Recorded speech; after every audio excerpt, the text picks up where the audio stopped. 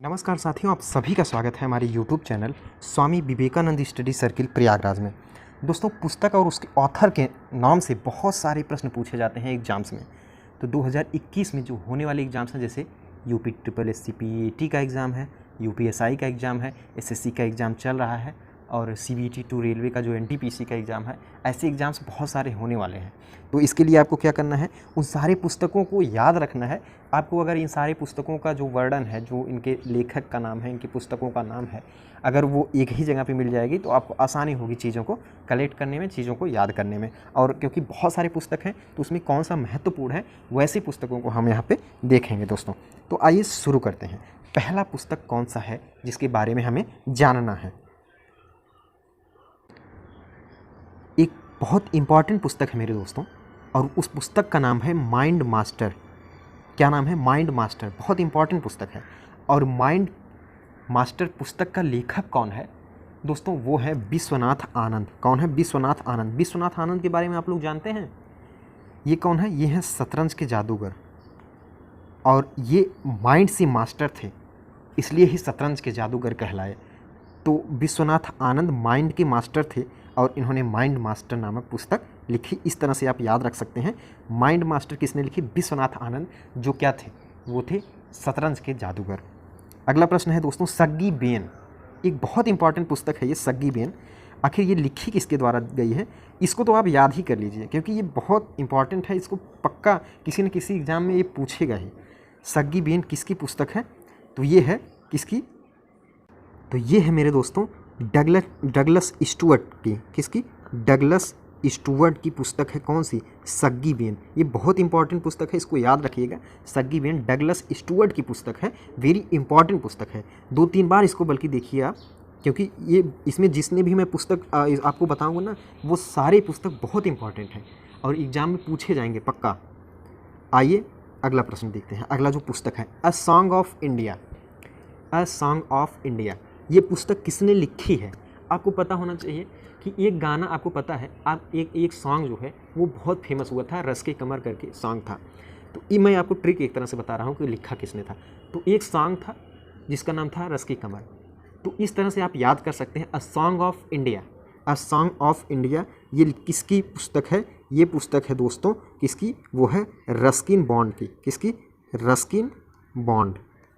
Ruskin bond की important पुस्तक है ये, वो है अ सॉन्ग ऑफ इंडिया। अगला पुस्तक हम लोग देखते हैं, आई एम नो मसीहा। वेरी इंपॉर्टेंट पुस्तक, आई एम नो मसीहा। दोस्तों, आपको पता है कोविड-19 का जब दौर चल रहा था 2019-20 में, जब कोविड का लहर चल रहा था, पहला दूसरा, उस समय एक व्यक्ति बहुत चर्चे में थे लोगों की मदद करने के लिए हर तरह से, चाहे उन्हें घर पहुंचाना हो, उनको ऑक्सीजन सिलेंडर वगैरह देनी है, वो सारी चीज़ें कर रहा था। कौन? वो थे सोनू सूद। आप नाम बहुत चर्चित था उस समय, अभी भी है। लोगों की मदद कर रहे थे, लोगों के लिए मसीहा के रूप में कार्य कर रहे थे। लेकिन उन्होंने ही पुस्तक लिखी है कि मैं मसीहा नहीं हूँ, आई एम नो मसीहा। ये पुस्तक लिखी गई है किसके द्वारा दोस्तों? वो लिखी गई है सोनू सूद जी के द्वारा। सोनू सूद, याद रखिएगा, सोनू सूद जी के द्वारा लिखी गई है आई एम नो मसीहा। अगला प्रश्न देखते हैं दोस्तों, अगला पुस्तक कौन सा है? ये है the promise land. The promise land ये पुस्तक है, किसने लिखी है? तो ये लिखी है अमेरिका के पूर्व राष्ट्रपति रह चुके हैं, उनका नाम क्या है? वो है बराक ओबामा। बराक ओबामा जी के द्वारा क्या लिखी गई है? द प्रॉमिस लैंड नामक एक पुस्तक लिखी गई है।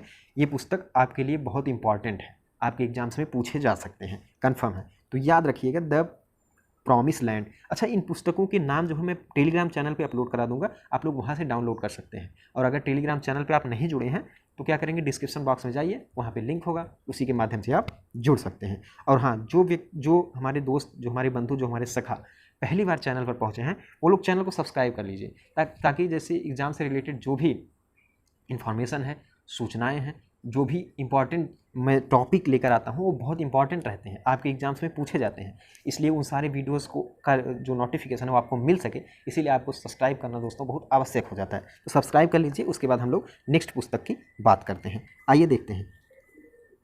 मैंने ये बता दिया आपको, द प्रॉमिस लैंड किसकी पुस्तक है? वो है बराक ओबामा जी की।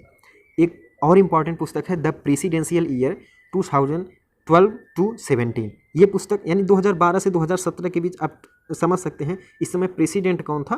वो थे प्रणब मुखर्जी जी, और उन्हीं के द्वारा ये लिखी गई पुस्तक है द प्रेसिडेंशियल ईयर 2012 टू 17, ये उन्हीं की पुस्तक है, प्रणब मुखर्जी जी की। ये चीज़ आप याद रखिएगा।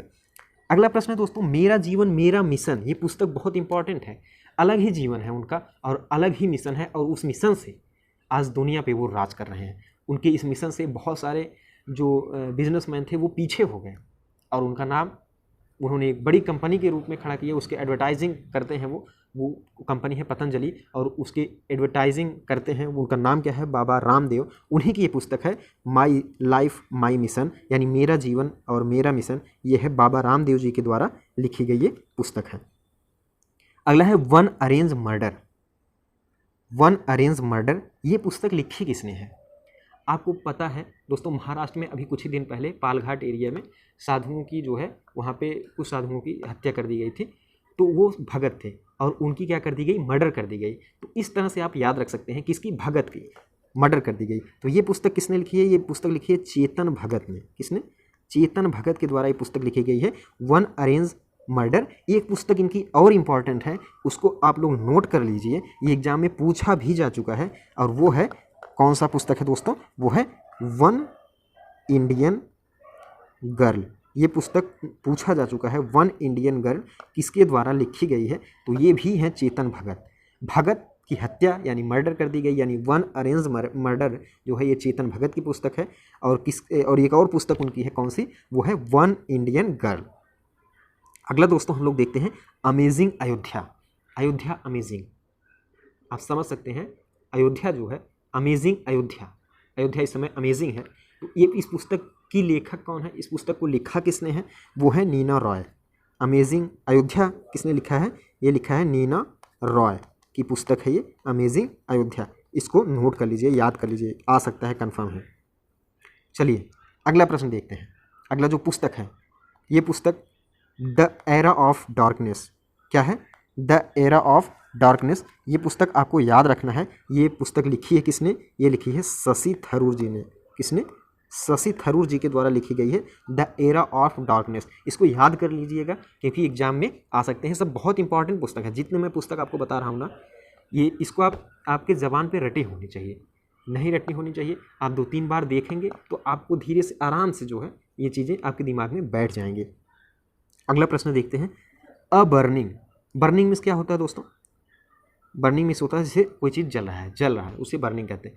तो अगर कोई चीज़ जल रहा है उसे बुझा कौन सकता है? उसे बुझा सकता है पानी। पानी कहाँ से आता है? बादलों से, और बादलों को हम क्या कहते हैं? मेघ। तो अ बर्निंग पुस्तक लिखा है मेघा मजुमदार ने। किसने लिखा है? मेघा मजुमदार के द्वारा ये पुस्तक लिखी गई है। मेघा के द्वारा ये बर्निंग जो आग है इसको बुझाया जा सकता है। इस तरह से आप याद रख सकते हैं। मेघा मजुमदार के द्वारा क्या लिखा गया है? वो लिखी गई है अ बर्निंग नामक पुस्तक। एक और पुस्तक है ओवरड्राफ्ट। ओवरड्राफ्ट लिखी है किसने? ये लिखी है आरबीआई के गवर्नर थे पहले, आरबीआई के पूर्व गवर्नर थे, उनका नाम था क्या? उर्जित आर पटेल। उर्जित आर पटेल जी के द्वारा क्या लिखी गई है? ओवरड्राफ्ट नामक पुस्तक लिखी गई है। इसको नोट कर लीजिए। अगला है अ न्यू इंडिया, एक नया भारत। एक नया भारत, ये पुस्तक किसने लिखी है दोस्तों? ये पुस्तक लिखी है भारत के पूर्व वित्त मंत्री जो अब नहीं रहे, उनका नाम था अरुण जेटली। अरुण जेटली जी के द्वारा लिखी गई है अ न्यू इंडिया नामक पुस्तक। अरुण जेटली भारत के पूर्व वित्त मंत्री थे ये, अब इनका निधन हो चुका है। अगला है बोलना ही है। ये पुस्तक बहुत इंपॉर्टेंट है, बोलना ही है। दोस्तों बोलने की स्वतंत्रता तो सबको है, पूरे देशवासियों में सब कोई बोल सकते हैं, लेकिन कुछ लोगों को विशेष रूप से छूट है, वो कुछ भी बोलते हैं, जैसे मीडिया। तो मीडिया से ही संबंधित व्यक्ति हैं ये, वो हैं कौन? वो हैं रवीश कुमार। कौन है? एनडीटीवी के पत्रकार हैं रवीश कुमार। इन्हीं की पुस्तक है बोलना ही है, इसको याद रखिएगा। अगला है एक 15वां पुस्तक, मैं आपको बता दूं, वी आर डिस्प्लेस्ड। ये पुस्तक किसके द्वारा लिखी गई है दोस्तों? We are displaced. ये लिखी गई है मलाला यूसुफजाई। किसके द्वारा? मलाला यूसुफजाई। बहुत इंपॉर्टेंट पुस्तक है, इसको याद रखिएगा आप। मलाला यूसुफजाई के द्वारा लिखी गई है। मलाला यूसुफजाई कौन थी? वो थी अफ़गानिस्तान की एक लड़की, 12 से 13 साल उम्र थी, तभी उनको गोली मार दिया गया था, लेकिन तब भी वो जीवित रही और अपने आंदोलन को और तीव्र कर दिया। वो थी कौन? मलाला यूसुफजाई। उन्हीं की ये पुस्तक है वी आर डिस्प्लेस्ड।